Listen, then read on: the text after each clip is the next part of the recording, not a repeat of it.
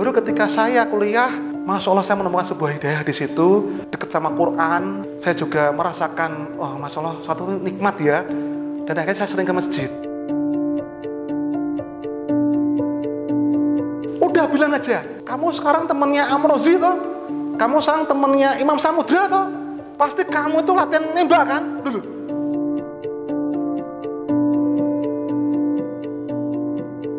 Tapi saya yakin, ketika kita punya mimpi ini, Allah akan memudahkannya.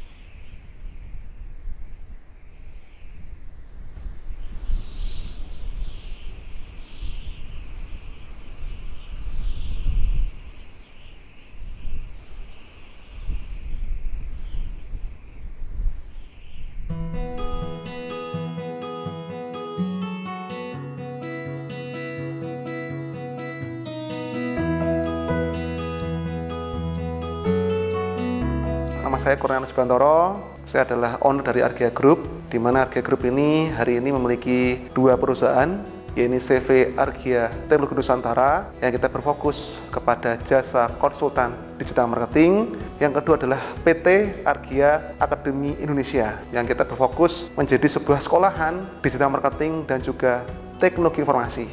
Ini yang saya mulai pada tahun 2011. Saya ini punya bisnis di Jakarta. Hingga kemudian saya sama orang tua diminta pulang ke Blitar. Saya ketika pulang ini sebenarnya saya juga nggak mau. Karena apa? Karena di Jakarta itu saya sudah merasa sudah luar biasa lah ya. Artinya itu saya merasa itu cukup dari sisi penghidupan. Ya kalau kita sebagai anak kan kita harus berbakti ya pada orang tua, pulang. Apalagi waktu itu orang tua juga bilang pada saya bahwa udah Wan, kamu pulang aja ke Blitar. Di Blitar itu lebih enak, lebih nyaman, kamu nggak akan stres. Dan bahkan nanti kalau kamu pulang ke Blitar, nanti kamu akan bantu untuk nanti bangun bisnis sesuai dengan yang kamu inginkan. Nanti saya support dengan diberikan modal 50 juta rupiah dan juga sebuah ruko. Itu janji orang tua saya. Kemudian di situ saya pulang. Istri saya nggak mau pulang sebenarnya.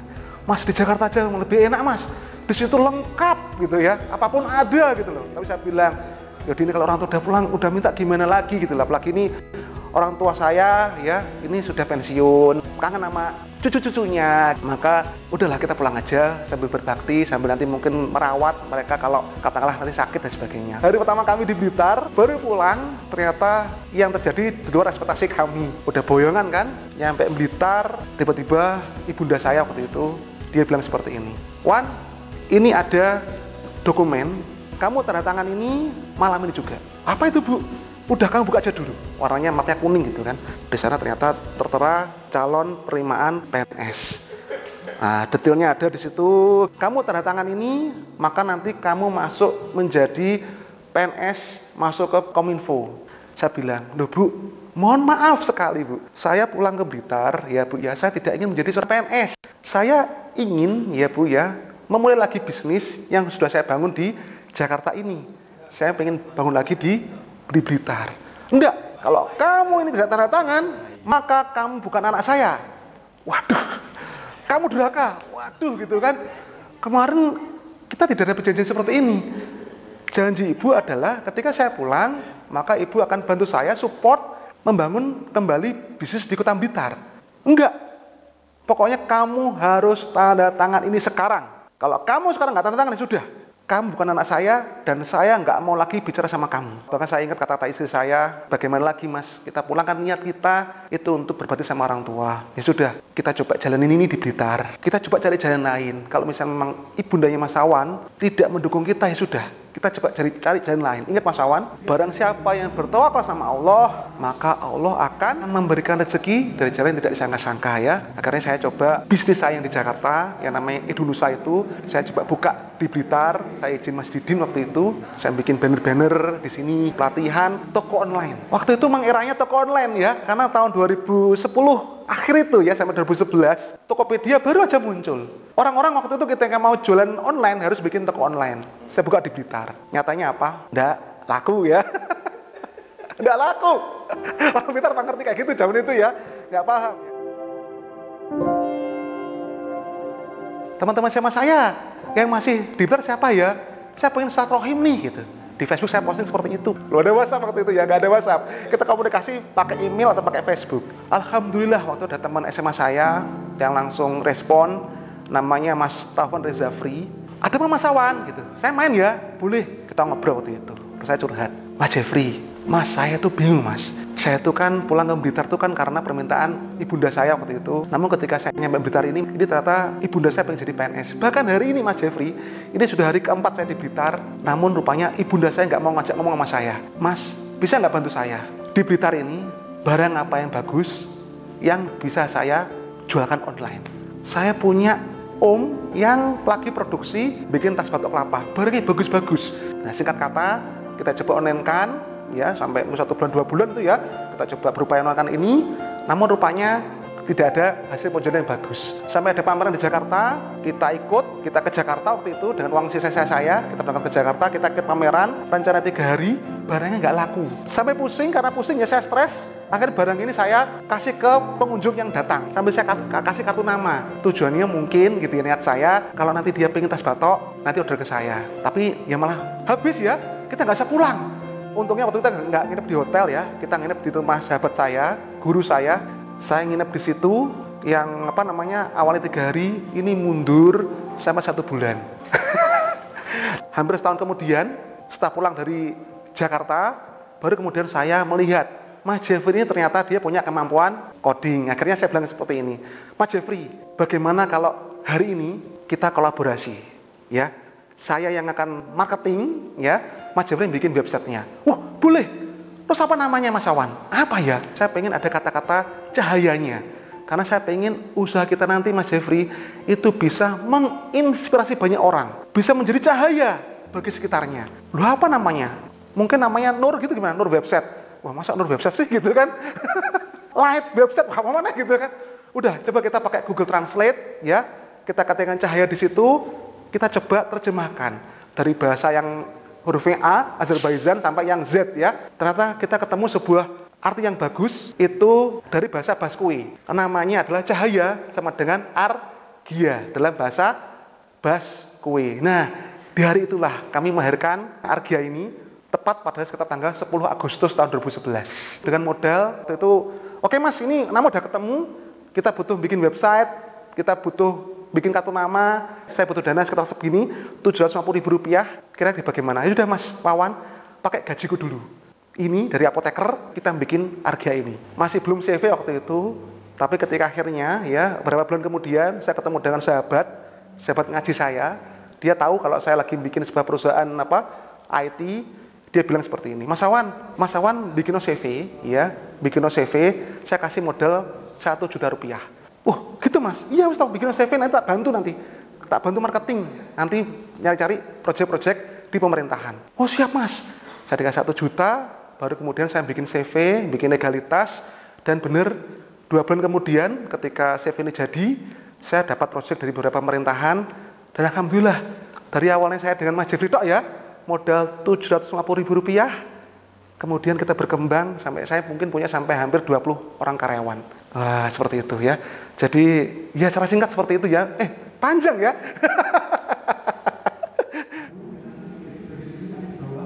Jadi kalau dibilang prestasi ya, prestasi Argia, ya alhamdulillah ya pencapaiannya ya. Mungkin selama 10 tahun terakhir ini ya, di Argia ini memang alhamdulillah kami pernah dapat proyek juga dari luar negeri. Kita pernah dapat proyek dari Cina, dari Amerika Serikat. Namun yang kami banggakan di sana adalah bagaimana kami itu ya bisa melahirkan ya beberapa orang yang dia ini akhirnya punya kemampuan di bidang IT.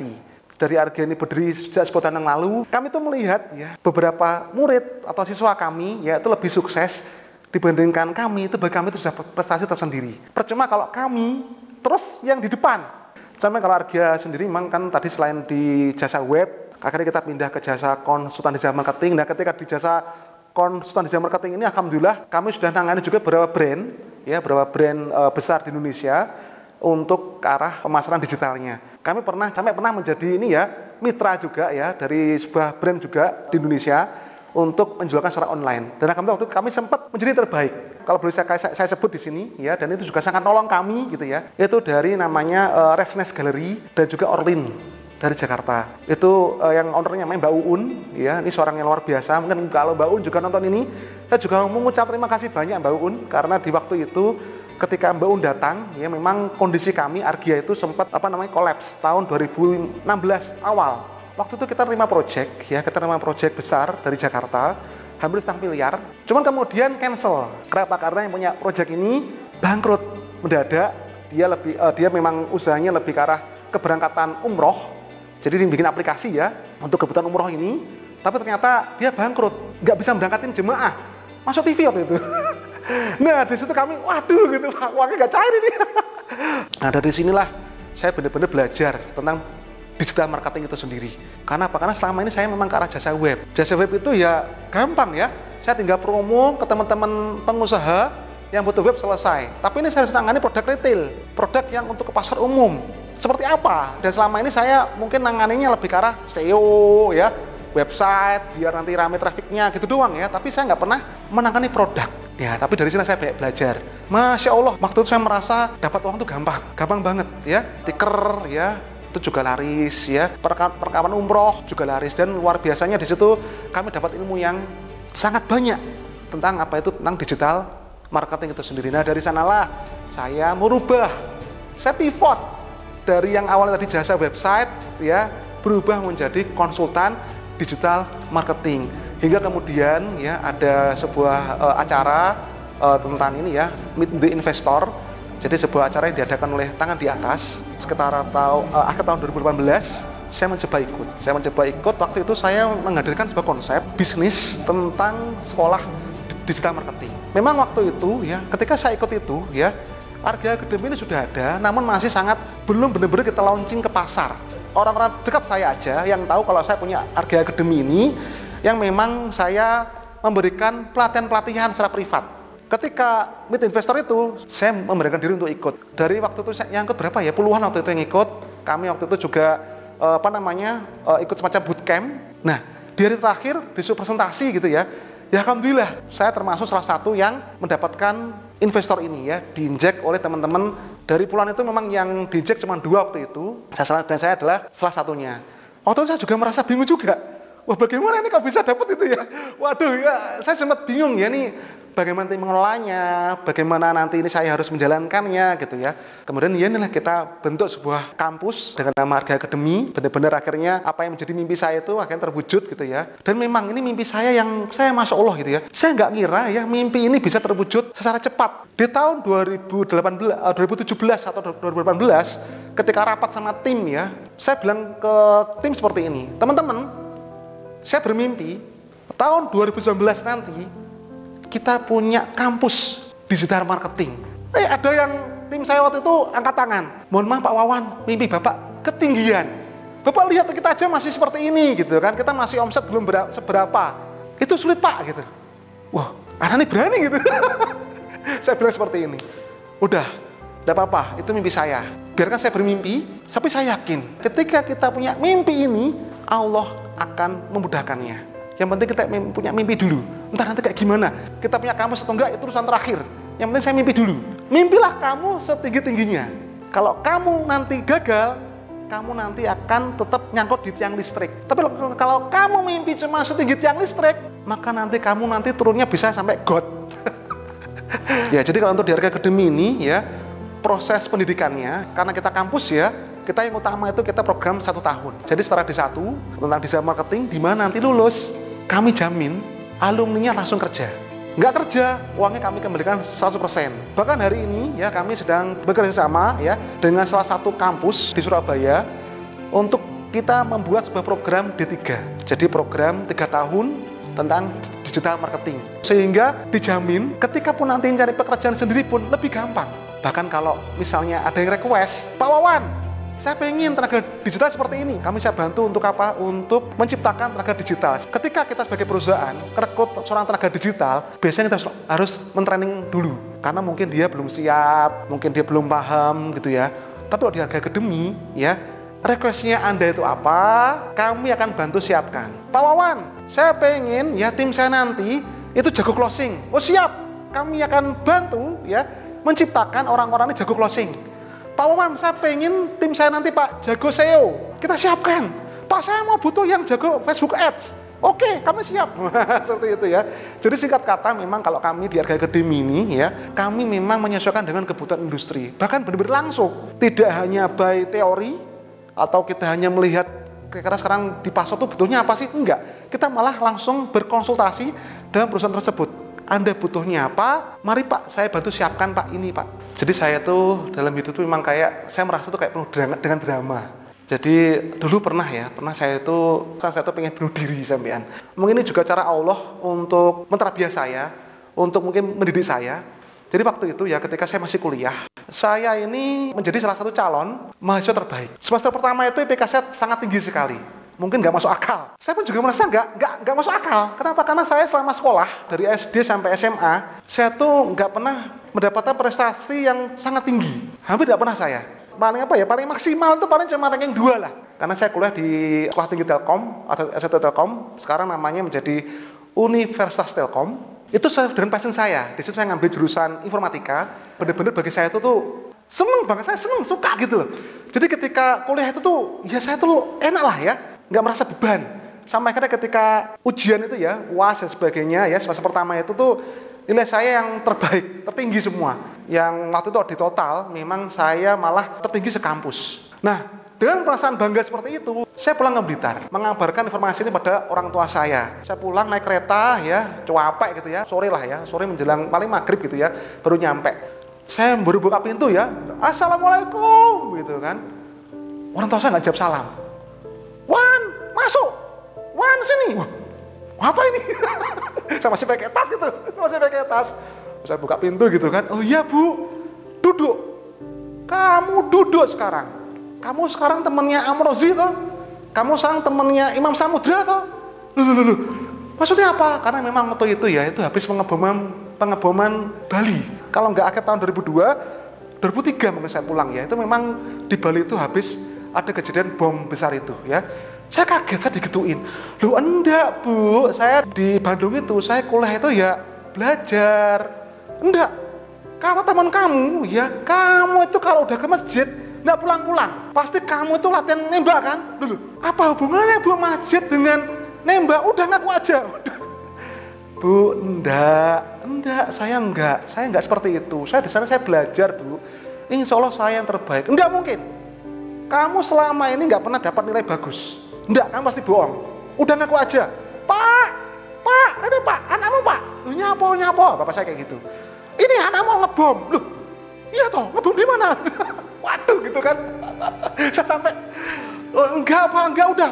Besok kamu tak bagian kiai, biar kamu normal. Karena memang ketika saya pulang itu saya pakai jenggot. Jenggot saya memang ya ada jenggotnya.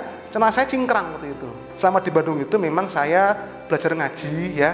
Kan terus orang gini, saya tuh baru bisa baca Quran, ya saya baru bisa baca Quran, saya baru benar-benar bisa merasakan nikmatnya sholat, itu ketika saya di kuliah. Iya, saya ketika SD itu saya tuh tidak bisa ngaji. Pelajaran yang paling saya takut itu pelajaran agama Islam. SMP itu saya dibully sama guru saya. SMA apalagi, saya itu nggak bisa baca Quran. Baru ketika saya kuliah, Masya Allah saya menemukan sebuah hidayah di situ, dekat sama Quran. Saya juga merasakan, oh Masya Allah, suatu nikmat ya. Dan akhirnya saya sering ke masjid. Untuk apa ya? Untuk ngaji, ya, untuk belajar. Ya saya berdoa, ya Allah, berikan hamba ini kemudahan ya Allah untuk menuntut ilmu seperti itu kan. Tapi rupanya ibunda saya ini dapat informasi yang salah dari teman saya yang satu kampung, ya satu Blitar, yang sama-sama juga satu SMA, yang saban hari ibu saya ini melepon beliau karena mungkin itu kasih sayang beliau ya. Beliau mungkin sayang sama saya, takut kalau saya itu terpengaruh macam-macam. Dia tak boleh telepon. Wawan piye? Wawan gimana? Wawan ngapain? Lihat teman saya ini mungkin saking pegelnya atau gimana ya, telepon ngawur ngomongnya. Wawan masih di masjid gak pulang-pulang. Nah apalagi di TV waktu itu sedang ibu-ibunya berita tentang teroris. Yang teroris waktu itu digambarkan dengan celana cingkrang, dengan ada jenggotnya. Wajar mungkin ya kalau orang tua saya akhirnya nganggep kalau saya ikut aliran-aliran yang seperti itu. Waktu saya digituin saya juga berusaha bela diri. Tapi bapak dan ibu saya itu nggak percaya. Saya sedih, saya down ketika saya bilang seperti ini. Bu, Pak, insya Allah saya itu IPK tertinggi. Nggak mungkin. Kamu IPK tertinggi, kamu nggak mungkin. Saya langsung lari tuh ke kamar, Saya masuk ke kamar, saya nangis. Dari situ saya merasa, wis aku bunuh diri. Untuk saya udah merasa bunuh diri, tapi enggak. Wis 4 hari lagi saya pulang ke Bandung. Dan di Bandung itu saya pengen bunuh diri lagi. Saya menggambarkan diri itu, saya mau terjun tuh ke bawah tol. Karena kebetulan dekat kampus saya itu ada tol Buah Batu ya. Di atas ada jembatan kayak gitu. Tapi saya kembali ke diri saya lagi. Kalau saya bunuh diri gitu kan, itu kan kata guru saya, nanti kalau bunuh diri nanti di akhirat saya nanti dihukumnya kayak gitu juga gitu kan. Wah, nggak mau saya. Di situ akhirnya saya merasa gini, udah deh, saya nggak jadi bunuh diri, tapi saya nggak mau belajar. Biarin, ini sebagai wujud protes ke orang tua saya. Dan benar akhirnya, ketika akhirnya libur selesai gitu ya, perkuliahan dimulai, saya benar nggak mau belajar. Saya nggak mau belajar, bahkan ujian-ujianmu saya garap seadanya. Kalaupun saya bisa, saya cari yang salah. Akhirnya bener, nilai-nilai keluar. Semester pertama, saya nilainya tertinggi sekampus. Semester kedua, saya terendah sekampus. Dan akhirnya saya, tidak bisa mendapatkan beasiswa akhirnya. Sampai saya dipanggil rektorat, teman-teman saya juga kaget. Dan akhirnya mereka merangkul saya.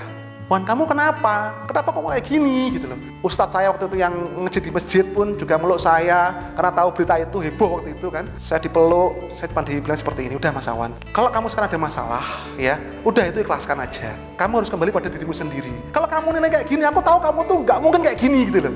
Kalau kamu kayak gini, kamu yang rugi kamu sendiri. Ayo bangkit, ayo bangkit. Kenapa? Karena ini untuk kamu sendiri gitu loh, untuk dirimu sendiri. Ayo bangkit, kamu pasti bisa.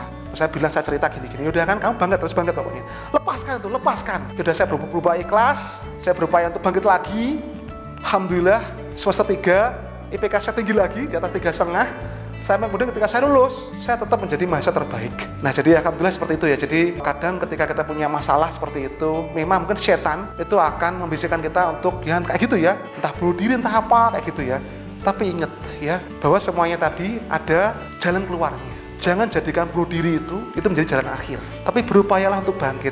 Berupayalah untuk cari jalan yang lain. Kalaupun kamu dikecewakan gitu kan dengan orang, jangan jadikan bunuh diri sebagai jalan. Tapi carilah hal-hal lain yang positif untuk kamu bisa bangkit.